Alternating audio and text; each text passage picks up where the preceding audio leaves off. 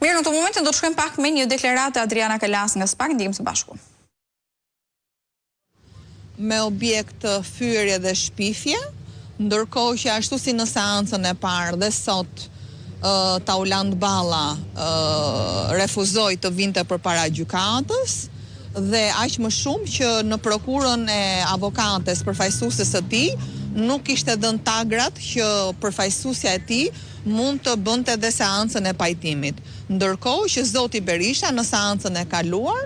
ka deklaruar që nuk pranon të bëj pajtim me Tauland Ballën dhe çdo gjë që ka publikuar në rrjetin e tij Facebook janë informacione të dhëna të ardhura nga qytetarë të ndryshëm, i qëndron atij publikimi. Në seancat vijuse do t'ju bëjmë dije edhe të dhëna të tjera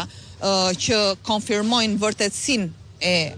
atij publikimi dhe nga ana tjetër koha ka treguar që çdo deklaratë, çdo publikim e zotit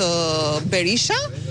ka qenë i vërtet, është i bazuar në prova dhe mbi të gjitha në një informacion të saktë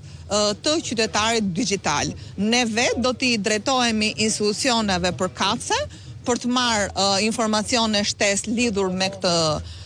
këtë publikim dhe ashtu siç kundër ka deklaruar zoti Berisha,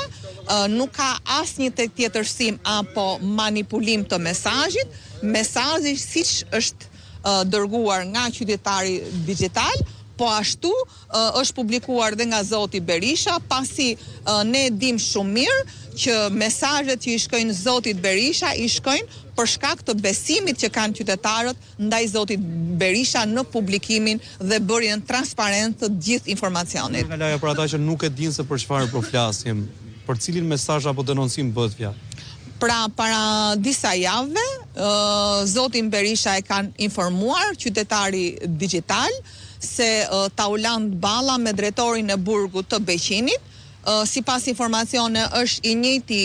zoti Balla i cili ka emëruar dhe drejtorin e burgut të Beqinit, të cilët në bashkëpunim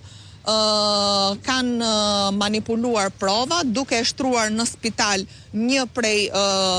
bandave, një antar të prej bandave më të rrezikshme të Elbasanit, duke justifikuar që është i smur për ta nxjerrë nga burgu dhe po kështu është dhënë urdhër që në dhomën e spitalit të ketë kushte edhe në një hotel me 5 yje që do ta kishte Zili. Kështu që mesazhi i plot, siç i ka ardhur nga qytetari, ashtu dhe zoti Berisha e ka publikuar në mënyrë transparente. Faleminderit juve. Ishte fjala e zonjës Kalaja, ndërkohë në këtë çast ne do